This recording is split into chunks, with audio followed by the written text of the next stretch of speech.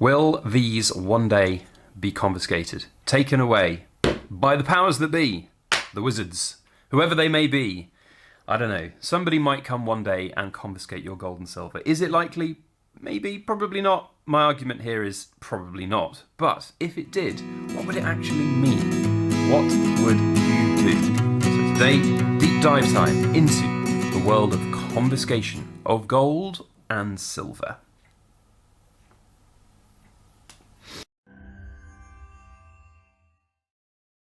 Testing microphone 1 2 3, testing microphone 1 2 3, testing microphone 1 2 3, testing microphone 1 2 3. Hello everybody, Backyard Bullion here, and a warm welcome to you all joining me for another precious metal ramble. Today we're going to ramble about gold or silver or both confiscation. And what I mean by that is the powers that be, they, the wizards, the government, whoever they might be, come to you and say, we want all your gold, and they take it off you.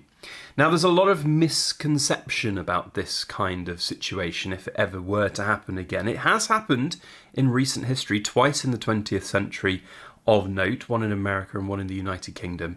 And a lot of people think it's just people banging on your door and they steal your gold. It's not quite like that, it really isn't. And if that situation were ever to happen, the world would be a very different place, but it would also be done in a different way to what a lot of people expect. So I hope today to be able to give some of my opinions about the whole question about gold or silver or both confiscation, and also if it were to happen, which I really think is very unlikely in this modern world, and we'll talk about the reasons why I think that in this video as well. But even if it does, that actually it doesn't really make a difference. It doesn't matter. You're still stacking for the same reasons. It's what comes after that that might be a bit of a concern and a worry. So lots to get on with and lots to ramble about. I'd love to hear your thoughts and ramblings on this subject, so please feel free to comment down below with those thoughts and opinions, and we'll see you down in the comments for a nice, fun, healthy debate. I know this one's going to be a bit of a contentious topic, so it should be quite fun down in that comments. Now, gold confiscation. It has happened a couple of times before, and whilst I agree that it's possible that it could happen, the chances of it happening again is very, very slim. Now, the reasons I say this is that the world has fundamentally shifted and changed from even the 1960s and 70s, when it was more of a recent thing here in the United Kingdom. Gold was banned as private owners. You could not buy gold. I think you could have gold if you proved you were a collector, but it was not practical to buy gold as an investment, and it had VAT on it as well for a very long period of time. It just wasn't practical. That has changed now. The world has moved on from that, and when we look back through further in gold confiscation history, and we look to the US in the 1930s, I believe it was, when that gold confiscation happened, again, it was not just the government, they, whoever they are, knocking on your door and taking all your gold. It was a enforced buyback scheme. And not everybody sold their gold back. A lot of people hid their gold. And I think that that could be a thing that might happen again. And that's part of the reason why right now I don't think it will ever come to pass in a new and modern world that we live in. And the reason for that primarily is gold and silver have fundamentally changed as investment products. There are hundreds, thousands, probably even more, tens and hundreds of thousands of different products out there. Anything and everything from poured bits of silver, gold coins, gold cast bars all the way, lots of different types of things. Now, the confiscation of silver is a very unlikely scenario, but in one of the big kind of arguments for confiscation generally is it will happen if a country or if the world decides that it needs to go back onto the gold standard, and gold and silver will need and require to become currency again. And that is never going to happen. The gold standard is an archaic form of monetary control that is not fit for a modern world with 8.5 billion people, or however many we've got now.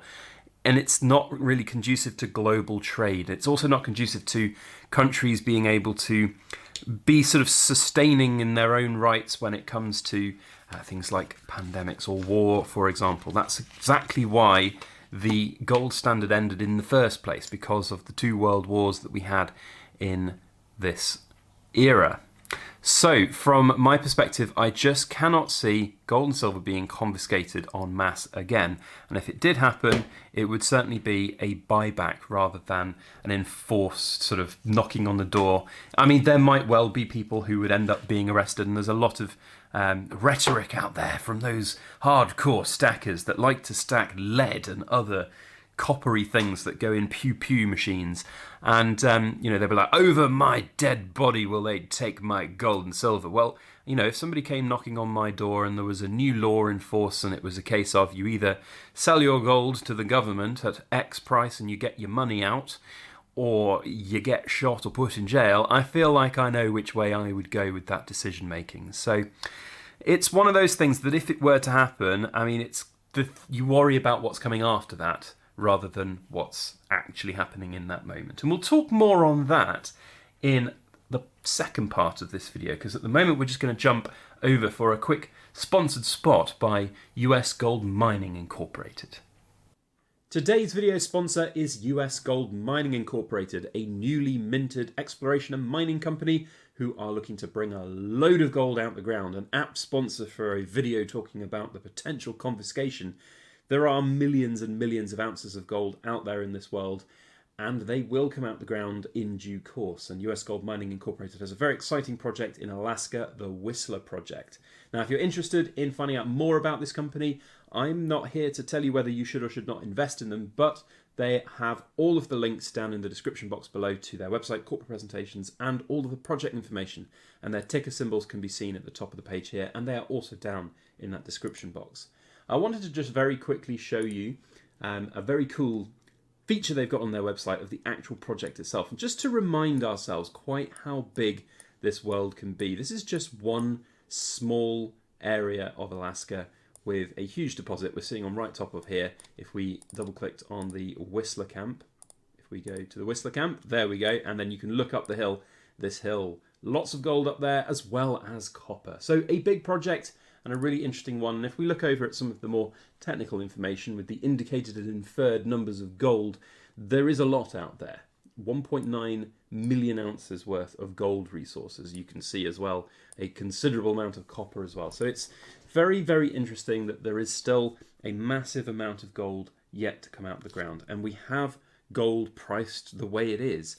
And when you do the maths for this particular organization that has recently just incorporated and gone public with an initial public offering, its gold value per ounce that's in the ground yet to be brought out the ground is sitting at like $10 an ounce. It's super cheap. Now, of course, there will be a considerable amount of money required to bring that gold out of the ground, but ultimately it's probably going to be worth it if gold prices go up. And especially if in the context of the video topic that we're talking about today, if there was a time when gold was to be confiscated, I kind of feel like the whole gold mining industry would be feeling quite good about that, because governments would want it, would need it. Would it actually be in the long term beneficial for these mining companies? The argument is probably no. The reason that big projects like this are getting traction, are starting to get a little bit more towards the end of actual producing metals, is because gold price is so high, and it becomes a much more worthwhile endeavor to bring this gold out of the ground when it's $2,000 an ounce instead of $1,500 an ounce. And you can do the maths there with 1.9 million ounces worth. It's a lot. So, a very interesting company and an interesting future ahead for this particular project in a beautiful part of the world. If you're interested, go and find out more about them. There's a link down in the description box below to US Gold Mining Incorporated's website and the corporate presentation, which, if we have a look on here, there's a whole host more information which we have no time yet today to look at in depth, but it is an interesting company with some very experienced people at the helm who are looking to produce a lot of gold. So thank you to US Gold Mining Incorporated for their sponsorship of today's video, and let's head back to the table of shiny things. Talk a little bit more about what might happen if gold was confiscated. So thank you very much to US Gold Mining Incorporated for their sponsorship of today's video. Now, second part of this video I want to talk about is if it does happen that we are forced to sell all of our gold and silver to they, them, whoever it might be, the government, the wizards, the cabal of bankers that want to need to control silver, as it may be described to you by some people. Is that really the worst thing that could ever happen? So the reason that we are stacking gold and silver, the reason that I'm stacking gold and silver anyway, is to protect myself against the situation where a pound or a dollar or a huge financial collapse happens in this world and money is no longer quite as valuable as it once was. That's why I put my money into gold and silver. Now, the only conceivable way that I can see gold and silver being confiscated would be in a really, really dangerous financial situation where we have had a complete collapse of a particular currency. And in that situation, they are needing the money or the real physical stuff here that's real instead of numbers on a screen, or perhaps there's been a complete global shutdown of the internet and the catastrophic failure of cryptocurrencies and money in banks on numbers on screens. Maybe they need this stuff again. Then it would be a case that gold and silver would be the true thing that saves you. Now, what I would be concerned about as a sort of private citizen that likes to keep money in its own value would be what happens to the money that I get after I'm given whatever money it is that we're using for the gold and silver. And that's the crux of the matter. So I don't feel like it would ever actually happen. If it did, it would probably be because of a return to a gold standard. And in a gold standard, the only thing that we can actually rely on is the strength of the gold and silver that is hedging the money. So essentially, the government becomes the stackers that we all want to be. And in theory, I mean, this is a perfect world, isn't it? You're talking about governments doing the right things all the time, which isn't necessarily true. But in a perfect world, your currency would then be stable. So you would not. So you'd be able to transport that wealth from now until the time that it would fall apart and then be stable. That's the point of gold confiscation. It's not about the government is green with envy on everybody's bits of gold that they've got and they just want to enforce their control over the masses because they don't like it. That's not going to happen, and that can't happen now in this modern world that we're in. And not just for the simple fact that there's more bullion out there than there ever has been, as you can tell from the exploits of various different mining companies. There is so much gold and silver out there still to be had, and there will be for a very long time as well.